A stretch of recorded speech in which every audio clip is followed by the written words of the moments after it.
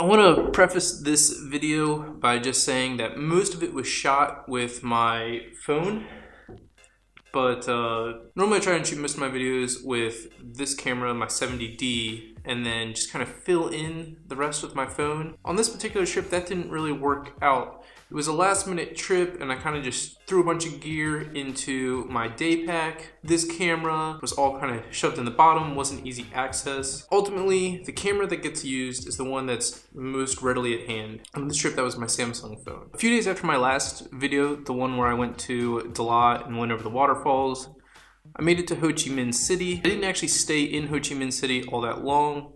I met some really awesome people there. One person in particular, she invited me to go with her friends on a camping trip. There was a group of 11 of us. I was the only Westerner in the group. Everyone else was a Vietnamese local. We paired off onto 6 motorbikes and took off along the Vietnamese coast for a secret camping spot. Most of the people on this trip didn't speak hardly any English, but we made it work. There was 1 or 2 people who did speak English and was able to help translate. So it just made for a really interesting experience. The next 48 hours ended up being one of the highlights of my entire trip through Southeast Asia. Alright, so this trip started out with us all meeting in the middle of the night in Ho Chi Minh City. You ready? Driving in the middle of the night meant that the roads were a lot less busy, so we could stick together closer as a group. And we did have one breakdown in the middle of the night. My bike actually had a hole in the tire. Just repairing another hole. Well, we just got my bike repaired that had a hole in the tire. We had to borrow someone else's pump from someone who has a hole in their tire, so now we are helping them fix their flat. Making good time. I've been patching this hole all week, and finally, in the middle of the night, these guys were able to find a little tiny cable wire in the tire, and that's what kept puncturing the tube. But we got that fixed, and we were back on the road. There were just a few guys who made the difference. They had a patch kit with them, and we were able to get the bike repaired, and we were back on the road. Most of my trip in Vietnam was spent driving long hours from point to point, but this group really showed me a new way of traveling. Instead of trying to get all the way from one point to the next point as quickly as possible, we ended up taking lots of little breaks in between, stopping for drinks and food and taking naps in hammocks. Just about 6 a.m. Started at 2, so we've been driving for about 4 hours minus the flat tire incident. Everyone's taking a break in their hammocks. And yeah, I'm recording everything through the phone with the ear mic because my camera's packed away and bit of a pain to get out right now, especially since we're just stopping for a quick coffee. Best part of Vietnam, all the rest stops have hammocks. In Vietnam, every 100 meters or so, there are rest points where you can jump in a hammock, grab a coconut, relax for a little bit, and just get off the crazy roads, which the roads in Vietnam are definitely crazy. By that afternoon, we had made it to the campground spot. This campground was basically on the beach up on a cliff, with the only thing around us being cactuses and cow farms. We got camp set up pretty quickly. We were using rented tents. Everyone seemed to be on top of their game, and everything was set up within an hour. All right, well, after going through a pretty rough, gravelly off-road area, we've come to a pretty awesome camping spot. As you can see, we've got the bikes parked, overlooking this amazing ocean view. Pretty cool little secret camp spot. Well, the party has officially started, as you can tell from the loud music, I'm sure. Got barbecue, got food.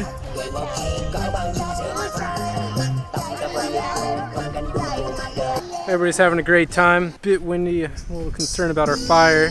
Great view. That evening, we had an amazing seafood barbecue that some of the group had set up with all sorts of different local foods. There was fish, crabs, squid, of course rice and vegetables, always rice and vegetables in Vietnam. Great, fantastic dinner, but about 3/4 of the way through, the heavens opened up and it just started pouring rain. Rather than stop the music and the dinner and everything, we all piled into a spare tent that we had set up and continued the party in there. Now this rain was relentless, and that tent that we all jumped into did little to keep the weather out. It was soaking wet inside, but we were having a great time. No one really cared. We went fairly late into the night. It's a little cozy in here, to say the least.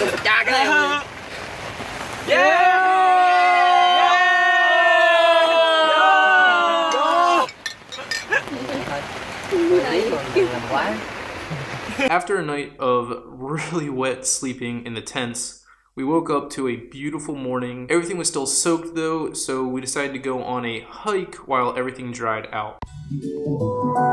Ever since the day that you went away, you've been sending flowers to me, flowers today, instead of sending flowers, come back to me and hold me in your arms again. Flowers to me, flowers today, instead of sending flowers, come back to me and hold me in your arms.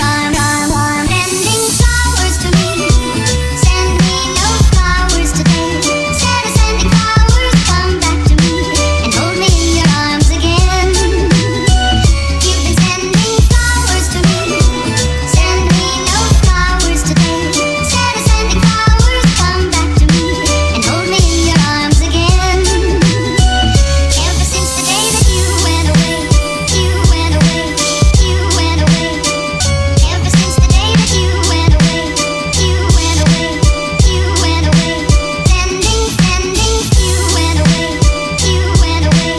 you went away, ever since the day that you went away, you've been sending flowers to me, flowers today, instead of sending flowers, come back to me and hold me in your arms again. Flowers to me, flowers today. After that hike, we got everything packed up, put back on the motorbikes, and we started heading back towards Ho Chi Minh City. It was an all-day drive getting back, but right before sunset, we decided to get in one last adventure. We hired a boat to take us to a lighthouse island that was on the coast. It was definitely one of those perfect Instagram spots. I didn't get a ton of pictures, but it was a great opportunity to fly the drone. We are on our way back to Ho Chi Minh City. We're stopping and hopping on a boat during sunset to go check out the lighthouse. Seems like a good idea. Yeah, beautiful.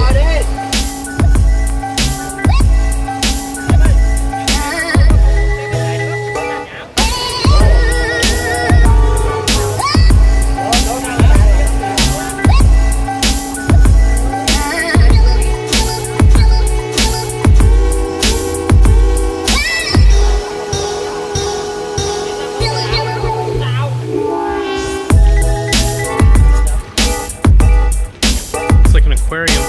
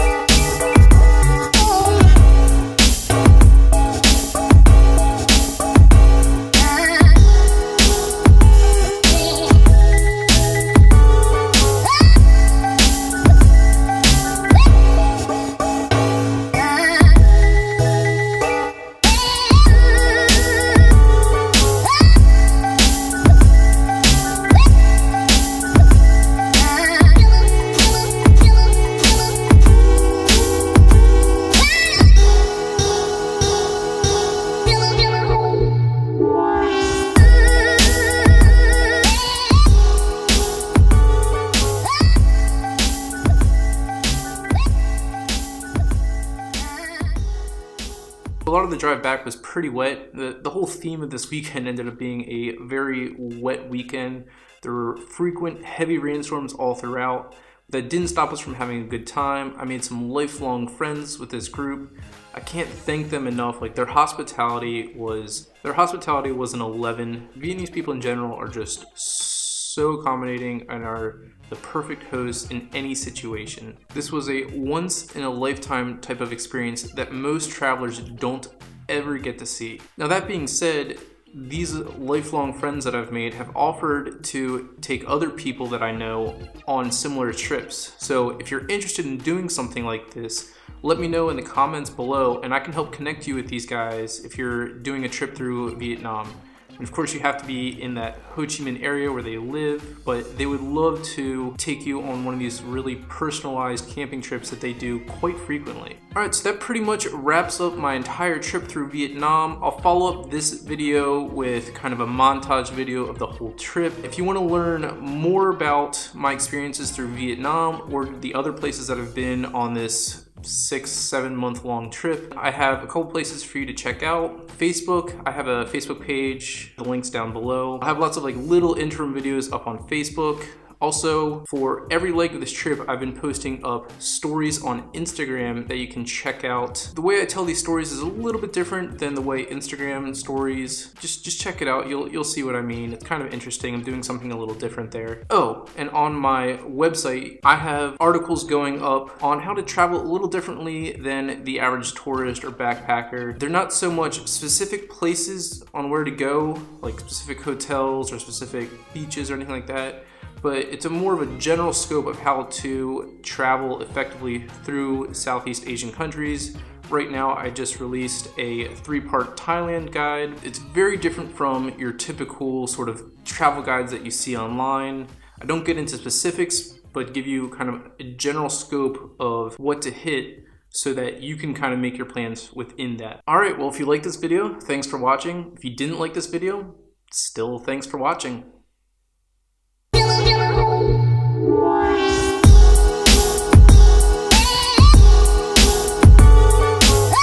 $400 là 8 triệu à? 8 triệu 8 400 bây giờ. Every time I fly, this is what happens. Gần 2 triệu 3 rồi. 2 2 triệu 3. How much?